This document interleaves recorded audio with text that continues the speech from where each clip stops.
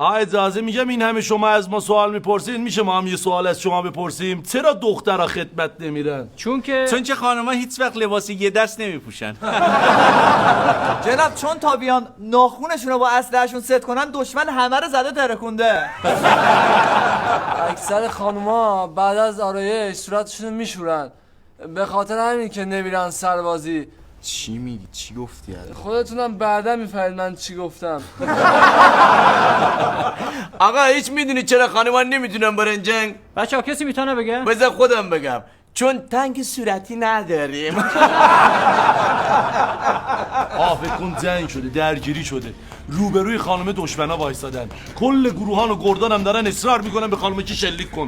خانم شلیک نمیکنه. میدونی چرا؟ چون خانم‌ها دلرمن؟ نه، چون تو خودتله رو مهسا برداری. شما میدانید اصل داستانی که خانم‌ها خدمت میبرن چیه؟ نه چیه؟ چون خانم‌ها هر آرایشی بلدن الا آرایش نظامی. مزاح کردم، ببخشید. آقا شما میدونی خانم‌ها تو چه جنگی مهارت دارن؟ نه. تو جنگ اعصاب.